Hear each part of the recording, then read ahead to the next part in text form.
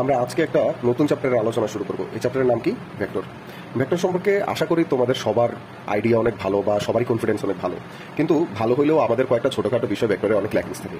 যেমন আমরা অতি ক্ষুদ্র ডিটেলসগুলো এখানে জানতে চাই না। যদি আমি তোমাকে কিছু কোশ্চেন করি যে এগুলো তোমরা জানো কিনা, নিজেকে একটু যাচাই করো যে কেন ভেক্টরের গুণন দুই প্রকার। দুই প্রকার গুণন কি কি? আমরা জানি ডট এবং আরেকটা হলো কি আমাদের ক্রস। এটা কেন দুই প্রকার হলো? কেন এটা 3 হলো না, 4 হলো না, 5 হলো না? এখন তোমরা বলতে পারো যে ডট গুণনের গুণফল স্কেলার আর ক্রস গুণনের গুণফল কি ভেক্টর, এই জন্য এটা দুই প্রকার, যে একটা স্কেলার একটা ভেক্টর। কিন্তু আসলে উত্তর এটা না, উত্তর কিন্তু অনেকটা আছে। এটা কি তুমি জানো? না জানলে অবশ্যই সামনের ভিডিওগুলোতে আমি এগুলোর উত্তর দিব।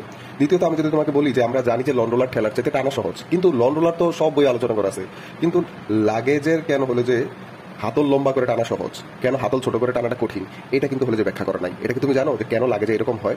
তৃতীয়ত, আমি যদি আরো তোমাকে এখানে জিজ্ঞেস করি, আরো বলি যে উপাংশ, এই উপাংশকে ব্যবহার করে বলা হয় যে ফিজিক্সের তুমি 80% উপরে হলে যে কোশ্চেন উত্তর করতে পারবা, যে সামনে তুমি physics first paper second paper যে কোনো টপিকেই যাও না কেন, তুমি এই উপাংশকে ব্যবহার করবা। ঠিক আছে? এবং বাস্তব জীবনে আমরা প্রতিনিয়ত উপাংশ ব্যবহার করি। আমি যদি বলি যে আমরা যে হাঁটতেছি, এই হাঁটার মধ্যেও কি আছে? উপাংশ ব্যবহার আছে। আমার কথা হলো যে হাঁটার মধ্যে উপাংশের ব্যবহারটা কেমন?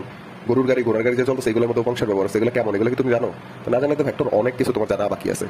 এই যে সামনে আমরা আলোচনাগুলো নিয়ে আসবো, এটাতে মূলত ছোট ছোট ভিডিওর মাধ্যমে আমি ওই সকল কনসেপ্টগুলো ক্লিয়ার করার চেষ্টা করবো, যে ছোট ছোট কিছু কনসেপ্ট যেগুলো আমরা সাধারণত খেয়াল করি না, এগুলোকে হলে যে তুলে ধরার চেষ্টা করবো। তো তোমরা যারা আগ্রহী তারা হলে যে এই ভিডিওগুলো ফলো করতে পারো। ধন্যবাদ।